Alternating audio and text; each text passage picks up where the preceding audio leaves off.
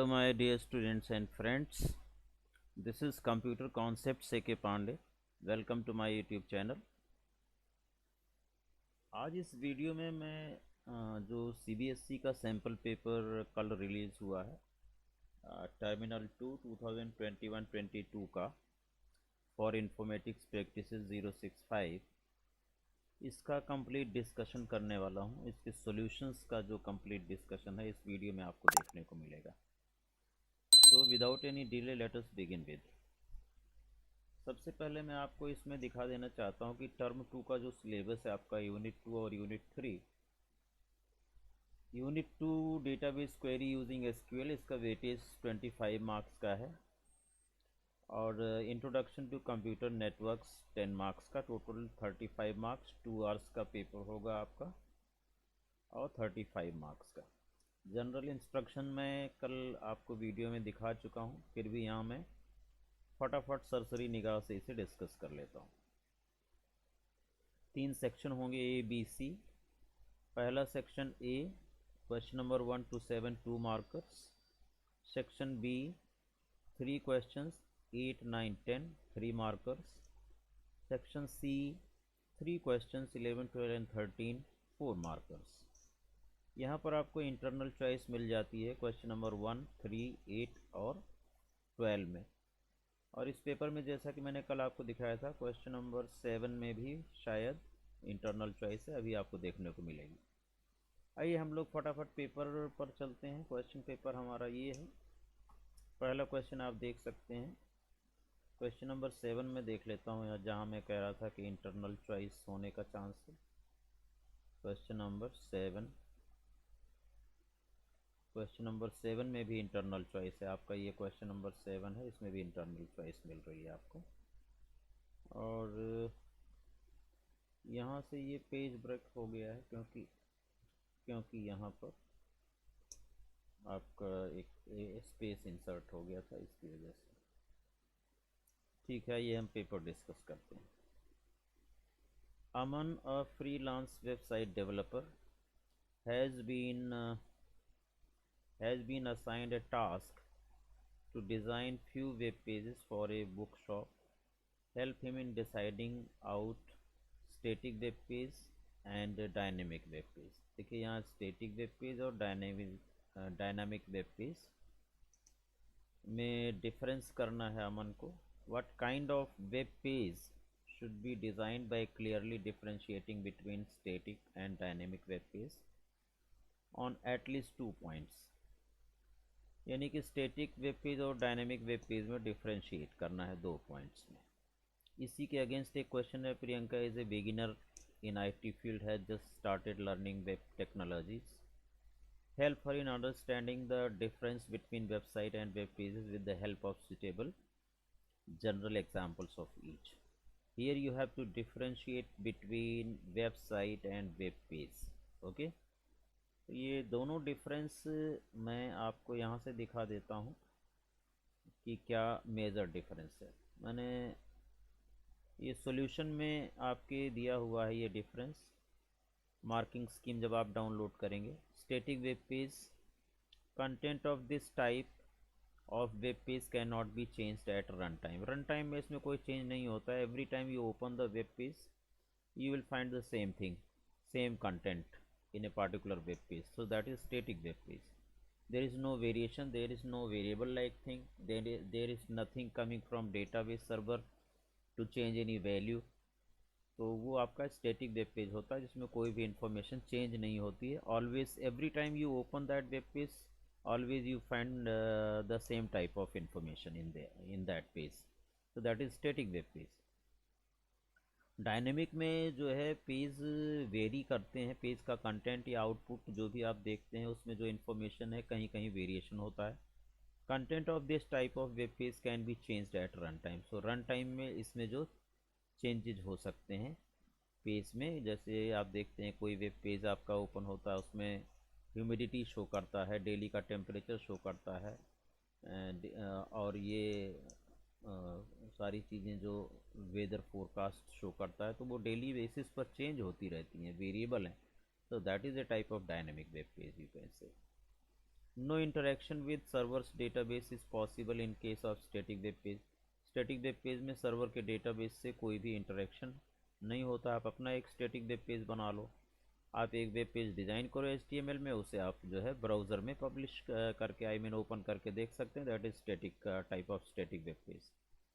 But if that web page is a part of some website and some of the things are being based on some database और उसमें variation होता है variables के हिसाब से, तो वो डायनेमिक वेब पेज है। हालांकि इसका डिफरेंस मैं आपको बॉटम में एक लगाया हूँ, यहाँ पर कंटेंट, यहाँ से भी आप ये चार डिफरेंस कर सकते हैं। The content and layout of web page is fixed. The content and layout में चेंज ड्यूरिंग रन टाइम। ठीक है।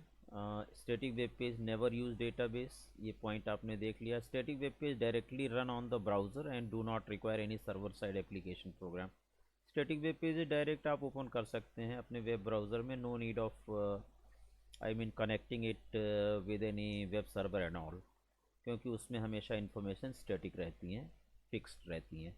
Dynamic web pages runs on the server side application programme and displays the result. Server side scripting language में कोई programme आप बनाए हैं तो उसका जो आउटपुट है वो भी आपके वेब पेज के साथ मर्ज होकर के आता है। That is why the content of that dynamic web page very. ठीक है। तो every time your server side scripting language runs and a particular program inbuilt with that web page will run and some output will be generated and the same output can be seen on the dynamic web page। तो इसलिए dynamic web page जो है वो server side application programme के ऊपर depend करता है कि वो क्या आउटपुट देता है और वो कैसे आपके वेब पेज में अपीयर होता है। Static web page are easy to develop, बहुत आसान है। डायनेमिक वेब पेज डेवलप करने में टाइम लगता है। ठीक है। एक प्रोग्रामिंग स्किल की ज़रूरत पड़ती है क्योंकि उसमें सर्वर साइड स्क्रिप्टिंग लैंग्वेज लिखनी पड़ती है, प्रोग्रामिंग लैंग्वेज की ज़रूरत पड़ती है। स्टैटिक वेब पेज में आपको HTML की ही ज़रूरत पड़ती है, कोई प्रोग्रामिंग स्किल की ज़रूरत नहीं पड़ती है। So this is the difference that I wanted to show you. ये 4 पॉइंट है, इसमें से 2 पॉइंट आप कोई भी ले सकते हैं। ठीक है। देन क्वेश्चन पेपर पर हम लोग आते हैं। इसमें वेबसाइट और वेब पेज में डिफरेंशिएट करना है, तो आइए हम लोग सॉल्यूशन में देख लेते हैं कि वेबसाइट और वेब पेज में क्या डिफरेंस है। वेब पेज जो है वो single web page content show करता है। ठीक है। वेब पेज और वेबसाइट, यहाँ आप देख सकते हैं difference. Website and web pages, that website is a collection of different web pages containing information on a particular topic।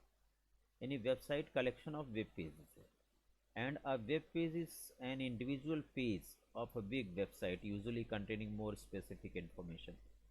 ये बिल्कुल उसी तरह से जैसे किसी बुक का एक पेज जो है वो वेब पेज इंडिकेट करेगा आपको, और पूरी बुक जो है complete book is a website, you can say that means website is a collection of interlinked web pages through which you can navigate, right.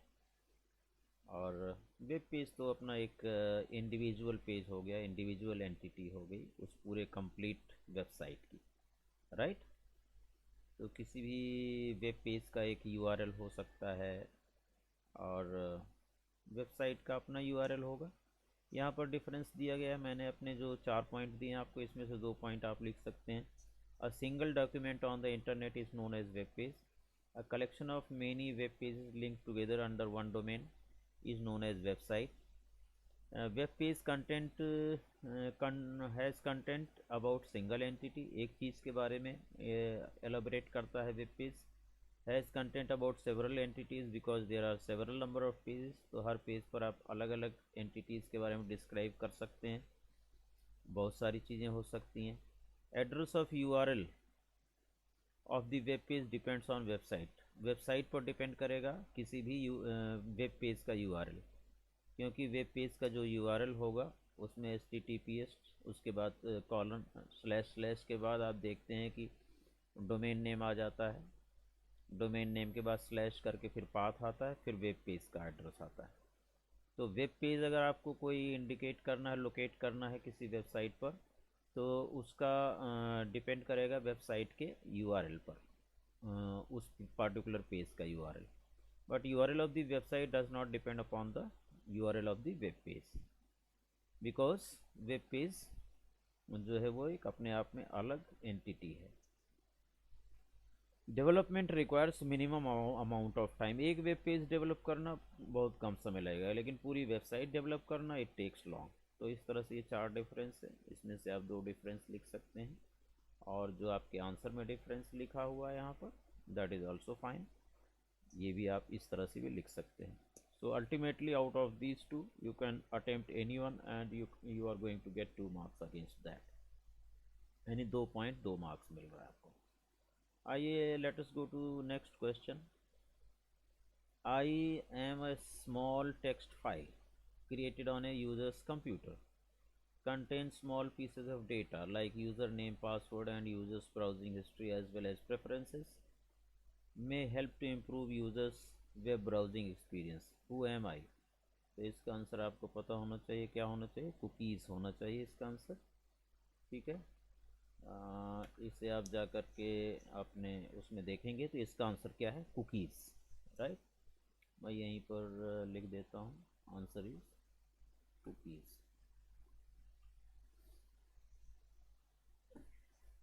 या आप यहाँ से मार्किंग स्कीम आपके पास है, वहाँ से आप देख सकेंगे। यहाँ पर है name any 2 popular web browsers. कोई भी 2 पॉपुलर वेब ब्राउज़र लिखना है तो आपका कोई भी 2 पॉपुलर वेब ब्राउज़र आप लिख सकते हैं। गूगल क्रोम लिख सकते हैं, और मोज़िला फायरफॉक्स लिख सकते हैं, इसके बाद माइक्रोसॉफ्ट एड्ज लिख सकते हैं। तो कोई भी 2 पॉपुलर वेब ब्राउज़र आप यहाँ दे सकते हैं। Predict the output of the following. इसका आउटपुट आपको देना है, सेलेक्ट पावर ऑफ 5,3। तो इसकी जो पावर होगी वो क्या होगी, आप बता सकते हैं। इसकी पावर 5 की पावर 3, 5 5 जा 25, 5 जा 125, it will return the answer 125, है ना। और सिमिलरली मॉड ऑफ 5,3, मॉड जो है वो परसेंटेज की तरह काम करता है, जैसे आपका रिमाइंडर कैलकुलेट करता है। तो 5 को 3 से डिवाइड करेंगे, रिमाइंडर 2 बच जाएगा। तो इस तरह से ये इसका आंसर हो सकता है। इसको मैं हाईलाइट कर सकता हूँ, ये आपका आंसर हो गया इसका। ठीक है, briefly explain the purpose of the following SQL function. Power function और मॉड फंक्शन आपको एक्सप्लेन करना है।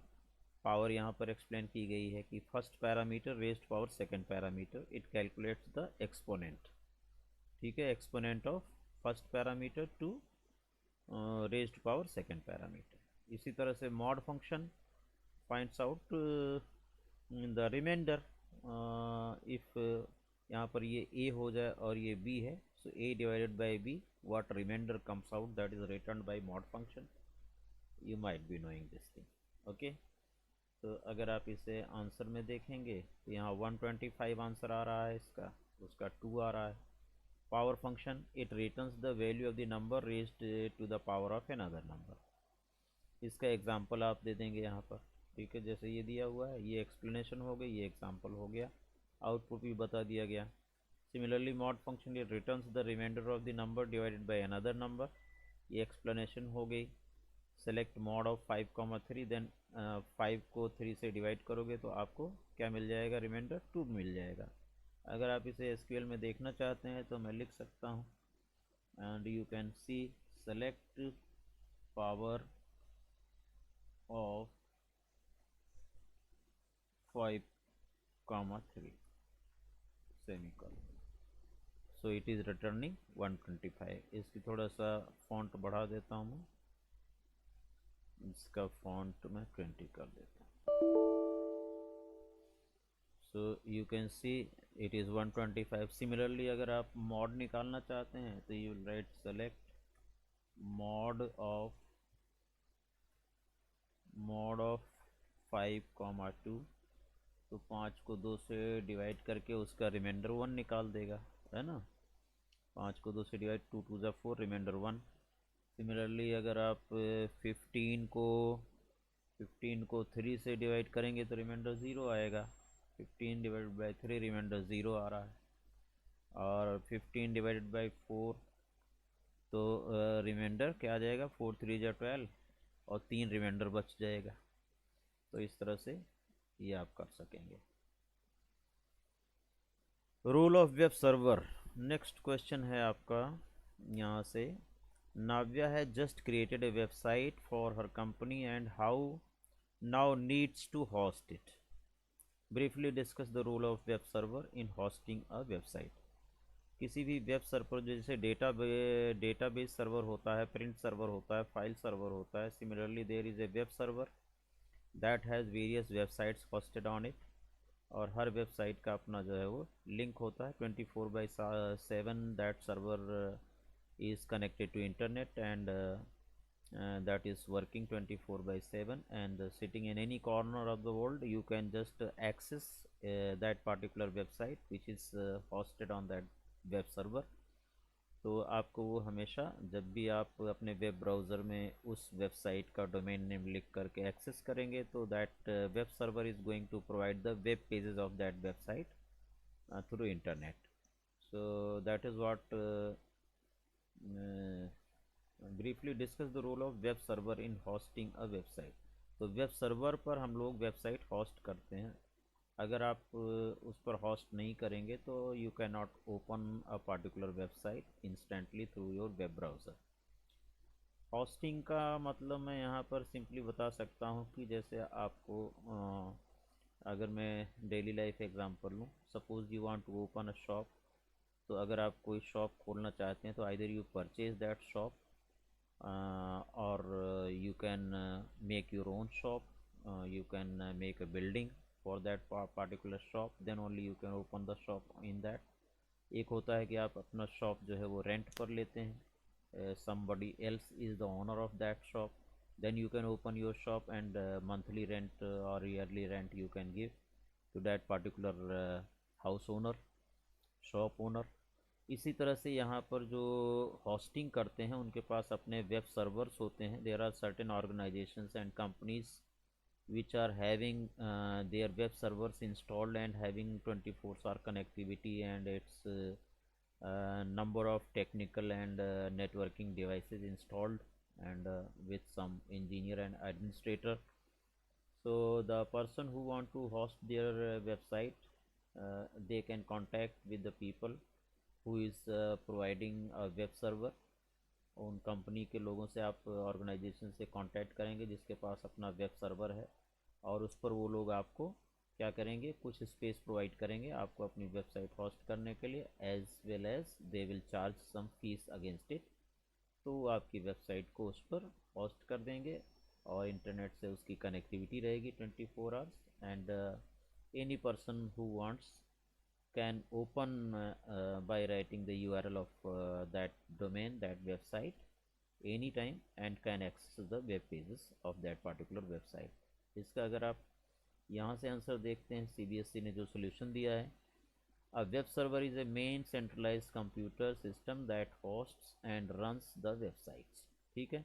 It has a computer program that distributes web pages as they are requested. जब भी उनकी रिक्वेस्ट आती है किसी वेब ब्राउज़र से तो that particular web pages are distributed और served by the web server. The basic role of the web server is to store, process and deliver the web pages to the users. Users का मतलब clients, clients का मतलब web browsers. As and when required, जब भी web browser आपसे request करेगा in the form of writing the URL of that particular website or web page which has been hosted on a particular web server.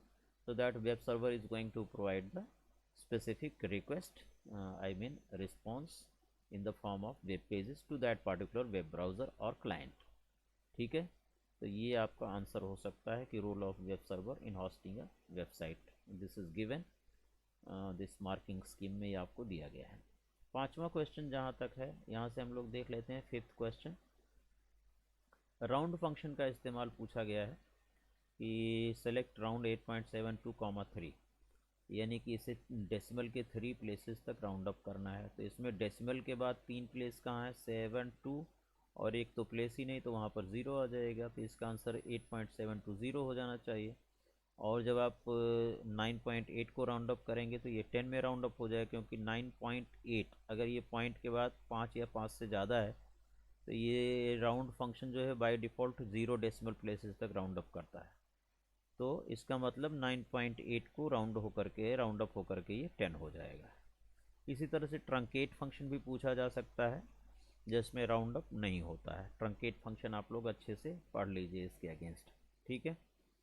और ये mod और power function जो numeric functions पूछे गए हैं, यहाँ पर आपसे एसक्यूआरटी भी पूछा जा सकता है। तो एसक्यूआरटी फंक्शन भी पढ़ करके रखिए, square root function, square root निकालने के लिए। तो इसका आंसर अल्टीमेटली 8.72। देखिए इसको मैं कॉपी पेस्ट कर देता हूँ यहाँ पर, और आंसर आपको दिखा देता हूँ माई एसक्यूएल के थ्रू। यहाँ से आप एडिट में जा कर के इसे पेस्ट कर दीजिए, और हेयर इट इज़, ये पार्ट भी लिखा हुआ आ गया, इसे यहाँ से मिटाना पड़ेगा, and press enter. So you are getting 8.72 होना चाहिए, 8.72। 3 डेसिमल प्लेसेस तक इसे राउंड अप करने के लिए कह रहा है। आइए हम लोग मार्किंग स्कीम में देख लेते हैं क्या दिया गया। 8.720 यहाँ मार्किंग स्कीम में दिया हुआ। It is version 8.0 my SQL, not giving 720, but 3 digit कह रहा है डेसिमल के बाद, तो 720 ही बनती है। तो इसका आंसर 720 ही होना चाहिए जो हम लोग स्टूडेंट्स को पढ़ाते हैं। इसके बाद आपका जो अगला क्वेश्चन है ये है ये वाला। सो इसको मैं पेस्ट करता हूँ, 9.8 को 10 होना चाहिए इसका आंसर। लेट अस सी, यहाँ पर भी ये सेकंड जो लिखा हुआ है इसे मैं रिमूव कर देता हूँ। So this is 10. 9.8 is rounded off to 0 decimal place, that is 10. So this is the answer to this question.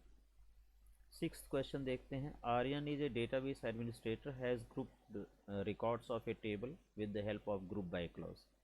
Aryan ने डेटाबेस में एक कुछ रिकॉर्ड्स को ग्रुपिंग किया है, ग्रुप बाय क्लॉज का इस्तेमाल किया, ठीक है। He needs to further filter groups of records generated through group by clause. Group by में से भी फर्दर वो फिल्टरिंग करना चाहता है, कुछ रिकॉर्ड्स फिल्टर करना चाहता है। ऑब्वियसली ग्रुप बाय में अगर आपको कंडीशन लगाना है फिल्टर करने के लिए रिकॉर्ड्स, तो हम लोग हैविंग का यूज़ करते हैं, आपने पढ़ा होगा। Suggest suitable clause for it, and तो सुटेबल क्लॉज आपका क्या हो गया, हैविंग क्लॉज हो गया। For it and properly explain it's usage with the help of example. तो ये एक एग्जाम्पल आपको देना है, प्रॉपरली उसको जो है एक्सप्लेन करना है।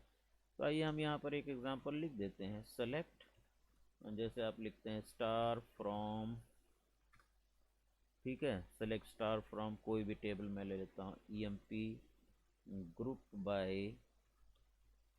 ग्रुप बाय आपने लिख दिया जॉब, और यहाँ पर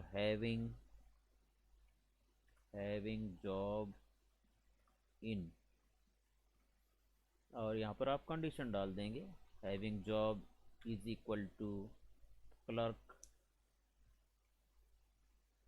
है ना, और जॉब इक्वल टू मैनेजर। इसमें इन का भी यूज़ कर सकते हो आप, job equal to manager.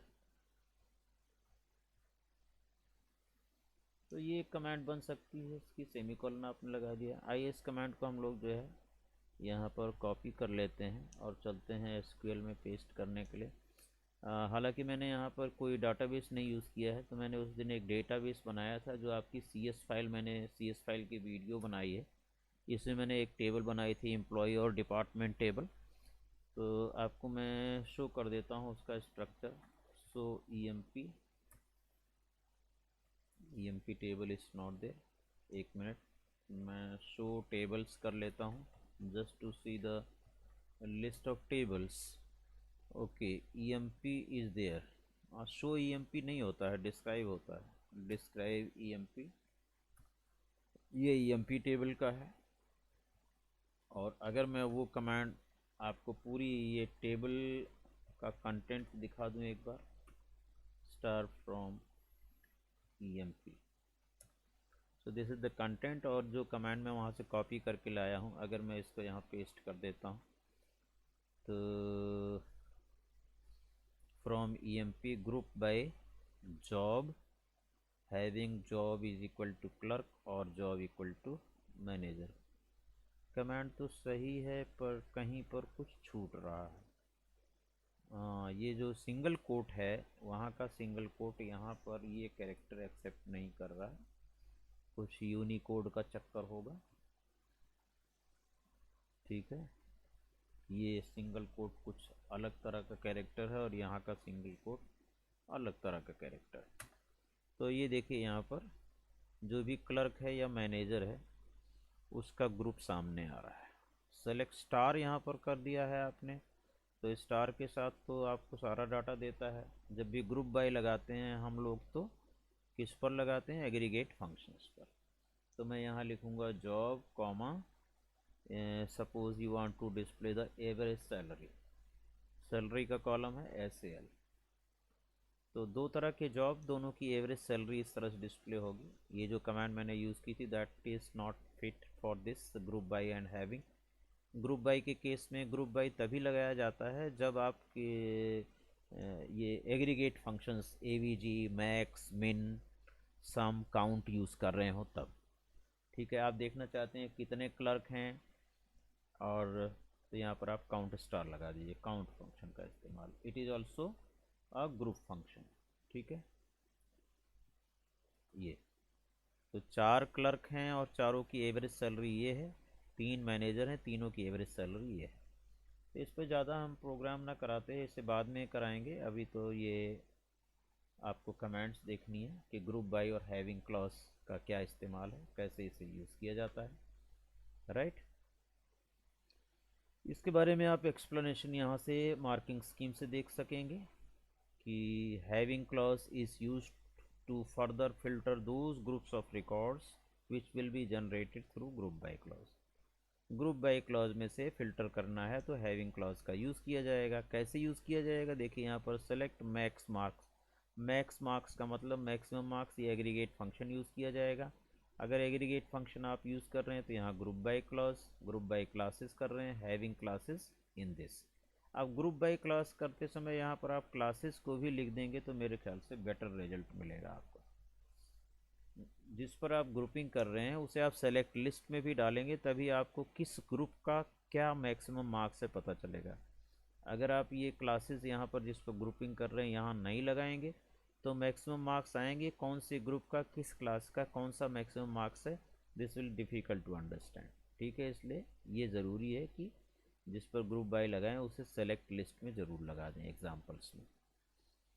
above query will arrange records in groups according to the classes। बिल्कुल क्लासेस के अकॉर्डिंग से ग्रुप बनाएगा और उन क्लासेस में से भी मान लीजिए 9, 10th, 11, 12 सबका है तो 10th और 12th का ही ग्रुप शो करेगा, उसको भी फिल्टर कर लेगा। तो ये इसकी एक्सप्लेनेशन दी गई है, इस तरह से आप भी एक्सप्लेन कर सकते हैं। आइए हम लोग अगला क्वेश्चन देखते हैं। ये mister Som, HR manager in the multinational company Star X World has created the following table to store the records of employees। ये employees के records हैं, employee ID, employee name, department, date of birth and date of joining। He has written the following queries। इसका output predict करना है। Select max of year of date of birth from EMP। सबसे पहले आप inner function solve करो। Year of DOB, तो DOB के year ये सारे हैं, ये सभी ईयर हैं और उसमें से मैक्सिमम हाईएस्ट ईयर क्या होगा। तो यहाँ से आप देख रहे हैं 2001 इसका आंसर होना चाहिए क्योंकि this is the highest year. Okay, तो इस क्वेरी का रिजल्ट 2001 होना चाहिए। अब नेक्स्ट देख लेते हैं। Select E name from EMP where month of DOJ equal to 11। आप देखिए किस डेट ऑफ ज्वाइनिंग का मंथ 11 है, एक तो ये है, बस एक ही है, यानी कि इसका आपको ई नेम चाहिए, that means Julia will be displayed. ठीक है, आंसर शी इसमें आंसर की में देख लेते हैं। यहाँ देखिए 2001 मेलिंडा आ रहा है यहाँ पर, और मेलिंडा 97 डेट ऑफ ज्वाइनिंग में 2021 ऑब्वियसली मेलिंडा आएगा क्योंकि इसका डेट ऑफ ज्वाइनिंग हम लोग डेट ऑफ बर्थ देख रहे थे 2001। सो इसमें आपका 2021 इज़ द हाईएस्ट डेट और उसका जो नेम है वो मेलिंडा है, तो Melinda will be displayed 2001 and Melinda is being displayed. Let us go to another question. इसमें ऑप्शन मिल रहा है आपको क्वेश्चन नंबर 7 में, which was not mention in the question, की क्वेश्चन नंबर 7 में भी आपको ऑप्शन मिल रहा है। 1, 3, 8 सीधा दे रहा था, यहाँ 7 भी है। So let us see question number 7 again.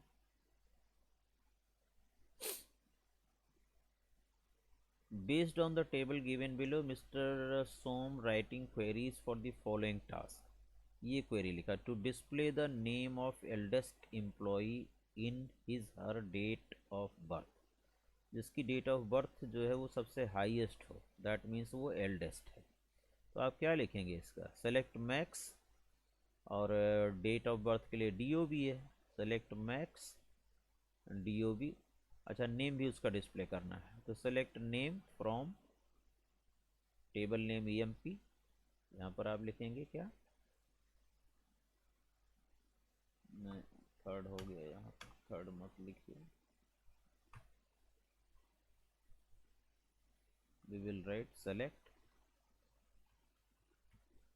Name, name के लिए कौन सा कॉलम है, ई नेम है, we will write E name, और from table name is EMP, where, अब कह रहे हैं जिसकी हाईएस्ट डेट ऑफ बर्थ हो। अब हाईएस्ट के लिए यहाँ पर क्या है क्वेरी में, देखिए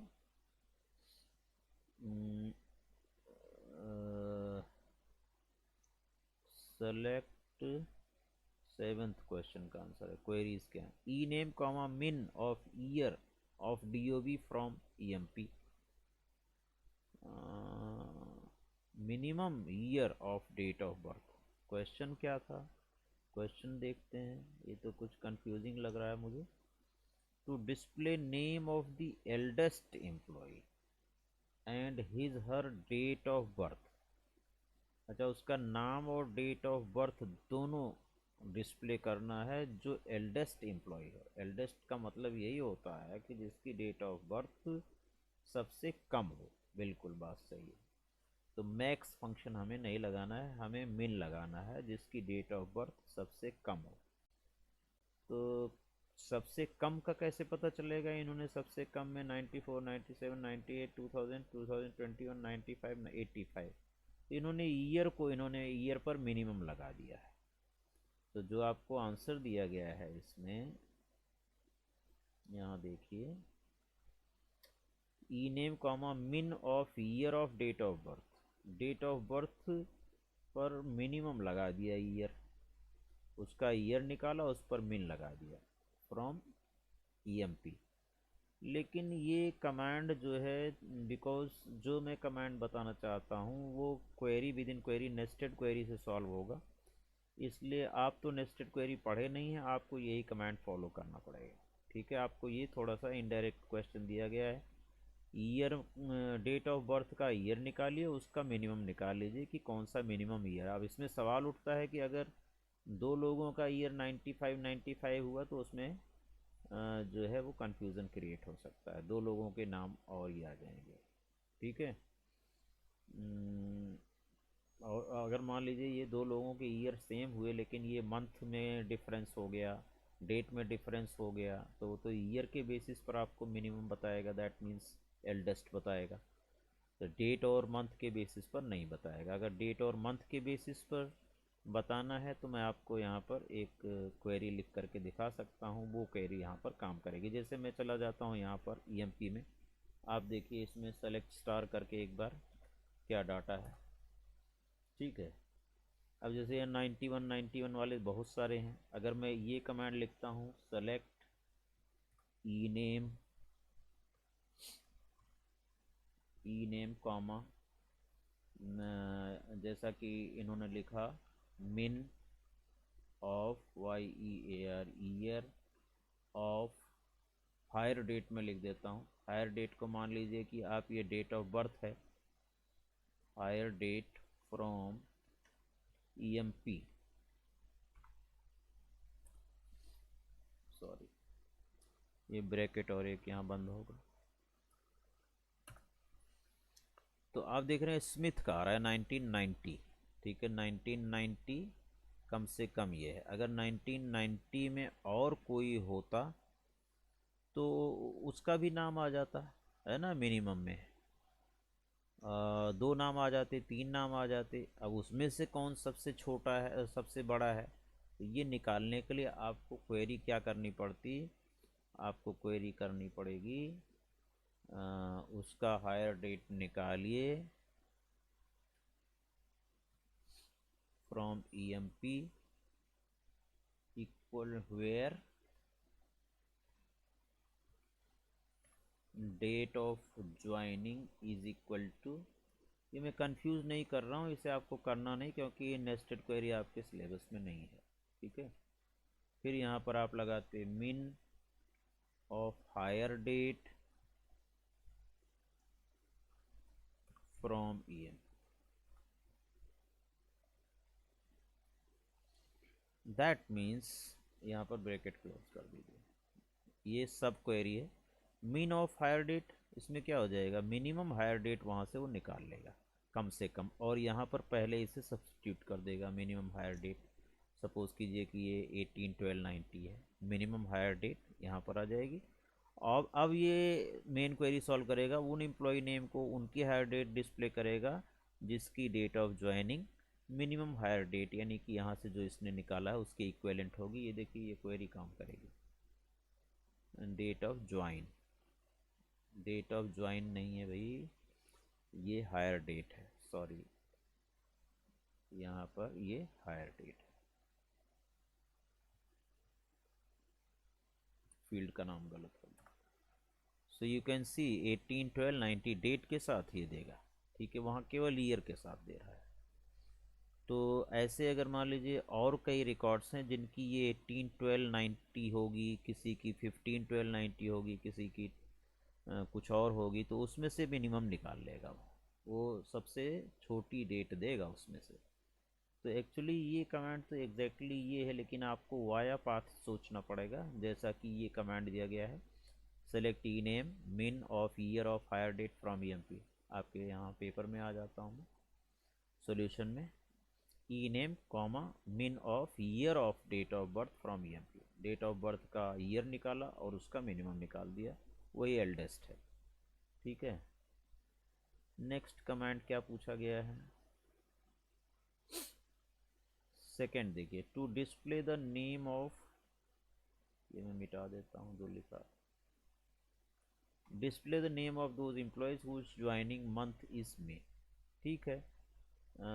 तो select E name from EMP where month of, month function सामने लगा दीजिए, ब्रैकेट में DOJ is equal to May कर दीजिए, है ना। तो मंथ निकालने के लिए कौन से फंक्शन का इस्तेमाल किया जाता है, जनवरी फरवरी मार्च इस तरह से निकालने के लिए MONTH month is equal to ये 5 लिख रहे हैं, ठीक है।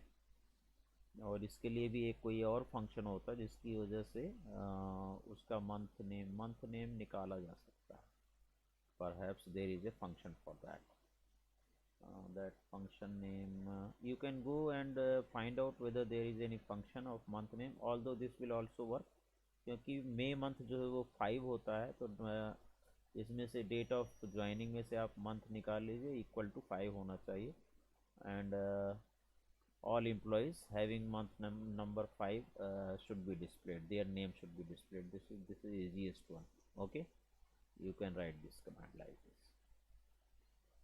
Let us go to question number 8, आठवां क्वेश्चन यहाँ पर देखिए, select in STR exam at cbsc.nic.in, इसमें डॉट जहाँ पर है उसको सर्च करना है, इन STR उसकी सर्चिंग करता है, तो यहाँ से काउंटिंग कर लोगे 1 2 3 4 5 6 7 8 9 10 11, इट शुड गिव 11 क्योंकि 11 पर पहला डॉट मिल रहा है, अगले डॉट को ये नहीं कंसीडर करेगा, फर्स्ट डॉट ये वाला कैरेक्टर डॉट सर्च कर रहा है इसके अंदर, सो 11 हो जाना चाहिए। और यहाँ पर आंसर देखिए इसका 11 आ रहा है, ठीक है। नेक्स्ट देखिए, सेलेक्ट सब STR ऑफ दिस 7 4, सातवें करेक्टर से 4 करेक्टर चॉप करो, सातवां कौन सा होगा, यहाँ काउंटिंग करो 1 से, यहाँ 0 से काउंटिंग नहीं की जाती है, पाइथन में 0 से इंडेक्सिंग होती है, SQL में 1 से होती है, 1 2 3 4 5 6 7, 7 पर आपका C आ गया, वहाँ से 4 कैरेक्टर गिनो, CBSC, ये 4 कैरेक्टर हो गए, तो ये चॉप आउट हो जाएंगे, इसका आंसर हो जाएगा CBSC। यहाँ पर सेलेक्ट लेफ्ट, ये चॉपिंग फंक्शंस हैं। लेफ्ट से 5 कैरेक्टर यानी कि EXAMS exams 5 character left hand side से ये चॉप आउट हो जाएगा। तो आप इसका आंसर यहाँ से देख सकते हैं, same answer 11 CBSE exams, right. Now अब अगला क्वेश्चन क्या पूछा गया है, देखिए यहाँ पर। और Saumya is working as a MySQL on a MySQL table named hotel having following structure. ये होटल नाम की टेबल है। User ID, name, city, mobile number is given. She need to perform following task on the table to fetch last 2 character from the users ID column. Users ID के last के 2 character retrieve करना है। तो last के 2 character retrieve करना, right function भी लगा सकते हो, सब STR भी लगा सकते हो, मेड भी लगा। राइट फंक्शन सबसे ईजी होगा। Select right of user ID, (2) आप कर सकते हैं फ्रॉम टेबल नेम, जो भी है, टेबल का नाम होटल है। सेलेक्ट राइट ब्रैकेट में user ID, (2) bracket close from table name. Table name is hotel. यहाँ से देखिए, select right user ID, (2) from hotel. Fine, ये आपकी कमांड होगी। To display the value of name column in lower case, name column की value lower case में display करना है। सेलेक्ट लोअर ब्रैकेट में नेम, कॉलम का नाम, फ्रॉम होटल। तो यहाँ से आप देखिए ये वाली command, select lower of name from hotel. जहाँ लोअर लिखा हुआ है यहाँ L केस भी लिख सकते हो, दो वो भी फंक्शन चलेगा, right. Similarly to display 3 characters from third place from the column city, column city के थर्ड प्लेस से 3 कैरेक्टर चॉपिंग करनी है। सब STR यूज़ करो, मिड यूज़ करो, सब स्ट्रिंग यूज़ करो, कोई भी तीनों में से फंक्शन यूज़ कर सकते हो। तो सेलेक्ट सब स्ट्रिंग ब्रैकेट में किसमें से, column city, city, (3) from hotel. तो आपकी ये कमांड बन जाएगी ये, सेलेक्ट मिड या सब STR कुछ भी यूज़ कीजिए या सब स्ट्रिंग यूज़ कीजिए, सिटी, (3) फ्रॉम होटल। ये आपकी कमांड हो जाती है, राइट। तो ये चॉपिंग फंक्शंस राइट यूज़ हुआ है, यहाँ पर सब स्ट्रिंग यूज़ हुआ है, मेट फंक्शन भी आप कह सकते हैं। क्वेश्चन नंबर 9 देखेंगे हम। 9वां question, Reena is working with functions of MySQL, explain her following. देखिए फंक्शंस जो आपका चैप्टर है वो मेन है, मैक्सिमम क्वेश्चन आपको फंक्शन से ही पूछे जा रहे हैं। What is the purpose of now function? How many parameters does it accept? What is general format of this of its return type? तो भाई now function जो है वो डेट और टाइम करंट देता है सिस्टम से, और इसमें कोई पैरामीटर नहीं दिया जाता है, और इसका फॉर्मेट होता है YYYY-MM-DD, उसके बाद एक स्पेस छोड़ करके आवर्स, मिनट, सेकेंड, HH:MM:SS, इसका फॉर्मेट होता है। आइए हम लोग इसे SQL में करके देख लेते हैं। सेलेक्ट नाउ, देखिए आप सेलेक्ट, सॉरी, सेलेक्ट नाउ लिखेंगे। देखिए फॉर्मेट क्या रहा है, YYYY-MM-DD स्पेस देके, और ये टाइम क्या है, HH hours, (MM minutes, SS seconds. इस फॉर्मेट में स्ट्रिंग देता है, ये स्ट्रिंग है एक, इसमें कोई पैरामीटर नहीं है। नाउ में मैंने कोई पैरामीटर यूज़ नहीं किया है, ओके। तो ये हमें current date and time in string format देता है, और फॉर्मेट ये होता है इसका। तो आप यहाँ से आंसर में जा कर के देख सकते हैं फॉर्मेट क्या दिखाया गया है। It returns current date and time, कोई पैरामीटर नहीं देना है, और इसका जो फॉर्मेट होता है वो क्या होता है, YYYY-MM-DD HH:MM-SS, ये इसका फॉर्मेट होता है। और ये भी फॉर्मेट दिया हुआ है, ये फॉर्मेट तो यहाँ पर विजिबल नहीं है, आपका जो मेन फॉर्मेट है यही है, आप यही लिखिए, ठीक है। Come to question number 10। 10th question, while dealing with strings data type in MySQL, it is observed that sometimes unnecessary space characters comes in between, which hampers the successful execution of the string manipulation module. Name the suitable MySQL functions to remove leading, trailing and both type of spaces in the character from the string. Also give MySQL queries to depict the same. ठीक है, आपको leading blank remove करना है तो L trim function इस्तेमाल करते हैं। किसी भी स्ट्रिंग से ट्रेलिंग ब्लैंक्स रिमूव करना, ट्रेलिंग का मतलब बाद के, लीडिंग का मतलब शुरू के, तो ट्रेलिंग में आप जो है आर ट्रिम यूज़ करते हैं, और दोनों तरफ के मिटाने हैं तो आपको ट्रिम फंक्शन यूज़ करना होता है। ठीक है, एग्ज़ाम्पल आपने कभी देखा होगा कि जैसे मैं यहाँ पर एसक्यूएल में आ जाता हूँ, सेलेक्ट एल ट्रिम ब्रैकेट में, अब इन्वर्टेड कॉमा में अगर मैं लेफ्ट हैंड साइड में कुछ स्पेस डाल करके मैं लिख देता हूँ इंडिया, तो ध्यान से देखिएगा इंडिया बिल्कुल स्टार्टिंग से प्रिंट होगा, that means leading spaces remove कर दिए गए। देखिए इंडिया यहाँ से आ रहा है, अदरवाइज यहाँ कहीं प्रिंट होता है India. So that means all these spaces have been removed, then these many characters have been written from the beginning, it is being printed. Similarly अगर आपका R trim लगा देंगे तो राइट साइड के स्पेस मिटा देता है, लेफ्ट हैंड साइड के नहीं मिटाएगा, राइट हैंड साइड के मिटाएगा। देखिए यहाँ से मैं इंडिया के बाद कुछ स्पेस डाल देता हूँ, तो देखिए ये स्टार्टिंग के स्पेस तो नहीं मिटाया, लेकिन राइट साइड के स्पेस जो है वो ख़त्म कर दिए हैं, इसलिए इंडिया लेफ्ट में आकर के प्रिंट हो रहा है। सिमिलरली दोनों साइड के स्पेस आपको मिटाने हो तो ट्रिम फंक्शन का इस्तेमाल करेंगे, will be using trim function, so both side spaces will be remove. ये सब, ये इधर का भी रिमूव करके India is being printed from the beginning. So this is the example, late us see the answer. Yes, L trim, hello में देखिए are trim और ट्रिम फंक्शन, ठीक है, इसका आउटपुट हेलो आएगा, exactly same string without any leading trailing spaces. Let us see question number 11। 11th question आपके सामने है, ये एक टेबल है, स्टॉक दी हुई है, इसमें से ये क्वेरीज पूछी गई हैं आपको। To display the records in decreasing order of price, तो सेलेक्ट स्टार फ्रॉम, टेबल का नाम स्टॉक हो गया, ऑर्डर बाय लगाएंगे आप, प्राइस DESC यूज़ करेंगे, order by price DESC, select star from stock, order by price DESC आप use करेंगे।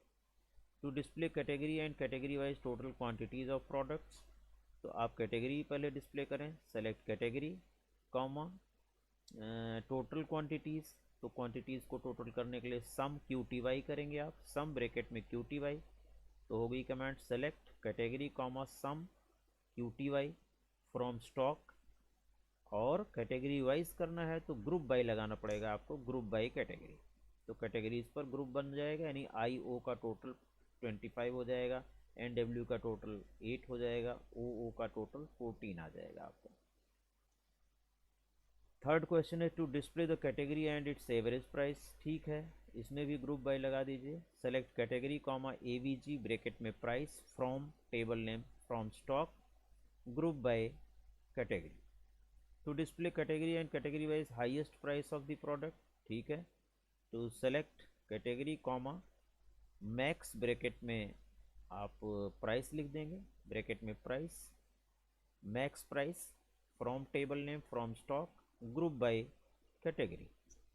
तो यहाँ पर इन्होंने हैविंग नहीं लगवाया है, ग्रुप बाय का इस्तेमाल कराया है। आइए इसका आंसर देख लेते हैं हम लोग, यहाँ से आंसर देखिए, select star from stock, order by price DESC, select category comma sum quantity from stock, group by category, select category comma average price from stock, group by category, select category comma max price from stock, group by category, completed the same I told you। let us go to question number 12।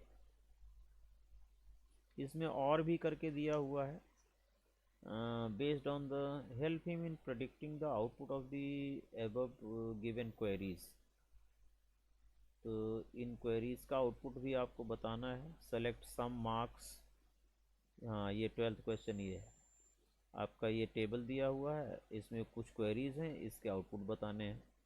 तो select sum marks from student where optional equal to IP and stream equal to commerce, जिसमें optional IP हो और stream commerce हो उसका some marks कर लीजिए।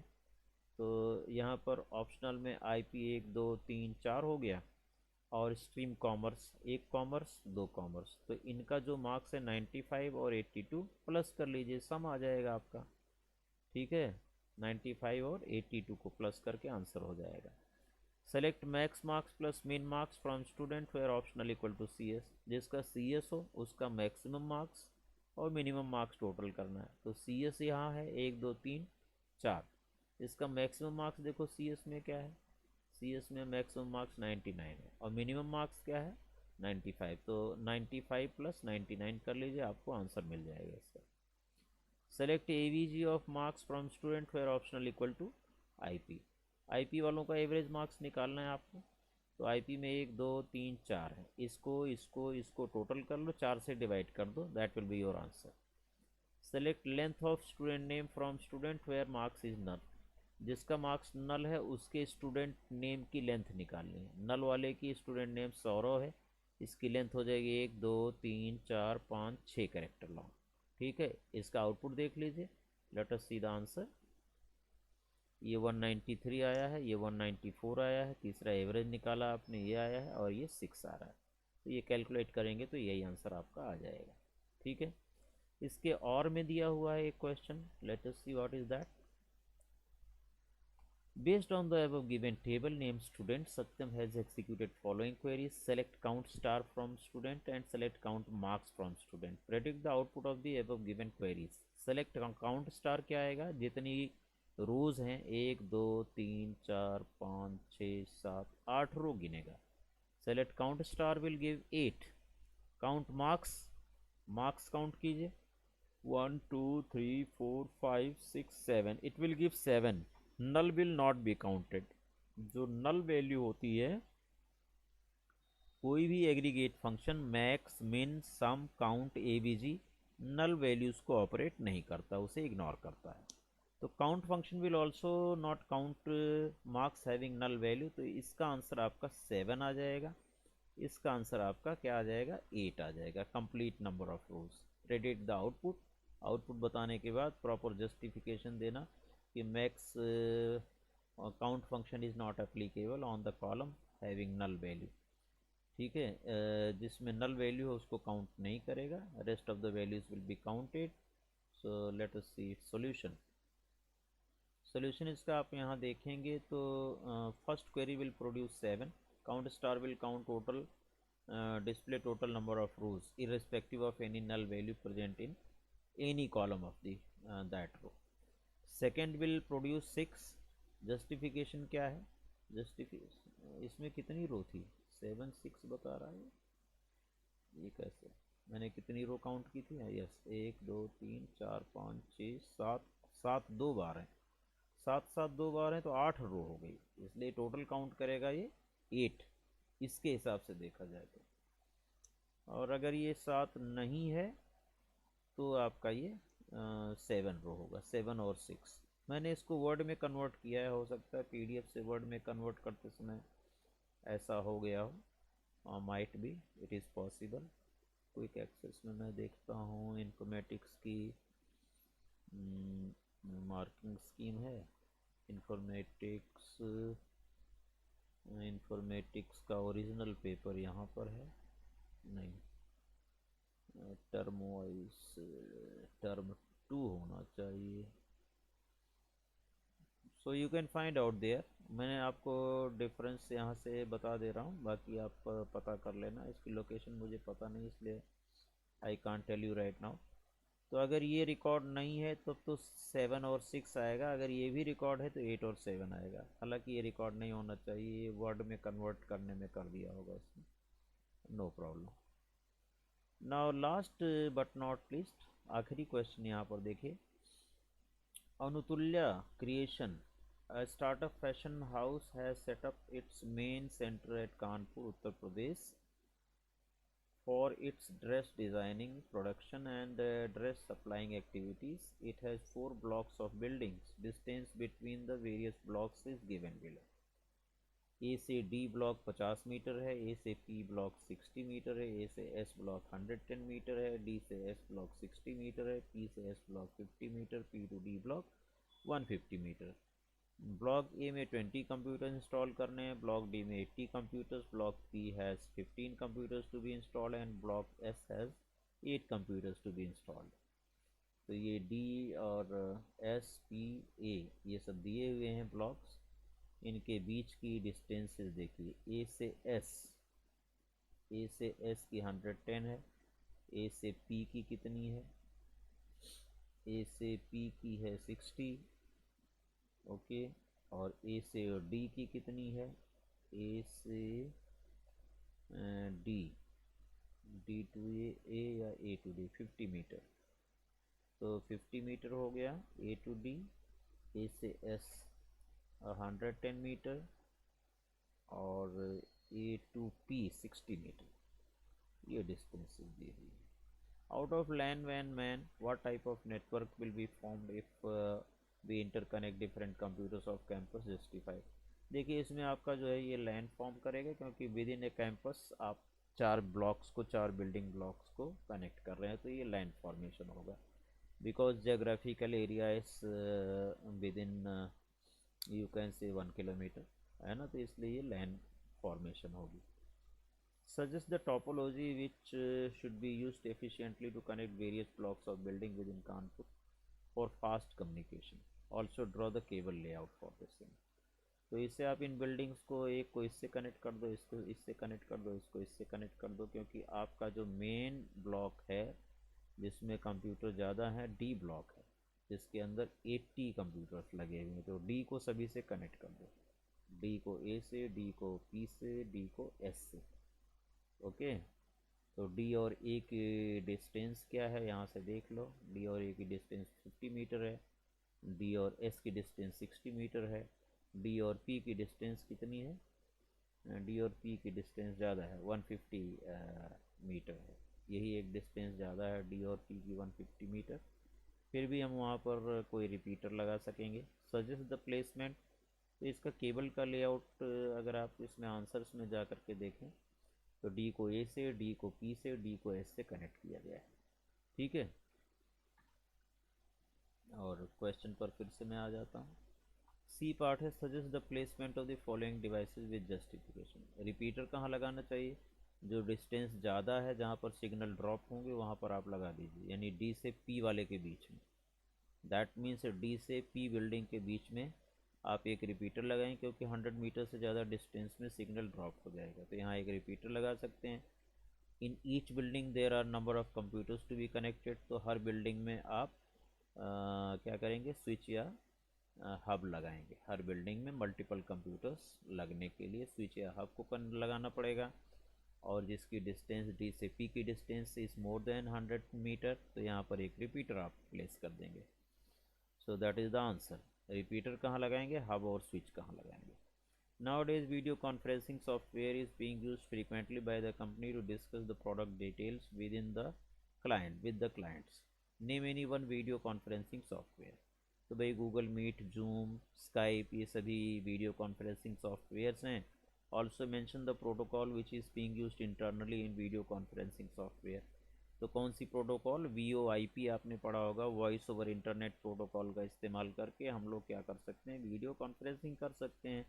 तो इसके यही आंसर्स हैं, और इससे आपको 4 नंबर, आपका ये वीडियो इस नेटवर्किंग वाले क्वेश्चन पर 4 नंबर मिलेगा। 4 क्वेश्चन इसी तरह का आएगा और इस पर पूछा जाएगा 4 मार्क्स, यू विल गेट। इसका आंसर देख लेते हैं फटाफट। तो जो हमने आंसर डिस्कस किया, repeater should be placed between the block D and P, distance is more. Hub or switch should be placed in each building to connect various computers together. Video conferencing, Teams, Zoom, Skype, etc. Anyone. Protocol of video conferencing, VoIP. बिल्कुल correct है, ये आपका layout बना दिया है, cable layout. इसमें star topology का इस्तेमाल होगा, ठीक है। लैन जो है वो टाइप ऑफ नेटवर्क है स्मॉल रेंज के लिए, और ये स्टार टोपोलॉजी बन रही है इसकी कनेक्टिविटी में बिल्डिंग की, एक ही बिल्डिंग से सभी दूसरे ब्लॉक्स को कनेक्ट किया गया है, तो it is formation of such type of pattern is known as star topology. तो in that way question number 13 is completed like this. So this is all about the sample paper of this I mean CBSE has released it one day before, that you can download from cbseacademics.nic.in। इसी के basis पर अपनी preparation आप चालू कर सकते हैं और अच्छा से अच्छा मार्क्स गेन कर सकते हैं। और यहीं पर मैं इस वीडियो को समाप्त करता हूं, बहुत बड़ी वीडियो हो गई है। अगर आपको वीडियो पसंद आई तो आप चैनल को फटाफट सब्सक्राइब कर लें, if you have not subscribe. और ज़्यादा से ज़्यादा इस वीडियो को शेयर करें अपने दोस्तों के साथ, क्योंकि मैंने इसमें अपनी पूरी एक्सप्लेनेशन देने की कोशिश की है। इसी तरह से आप अपने पेपर की प्रिपरेशन जारी रखें, करते रहें और अच्छे मार्क्स लें, ये मेरी शुभकामना है। और वीडियो देखने के लिए आप लोगों का बहुत बहुत धन्यवाद। Thank you very much for watching.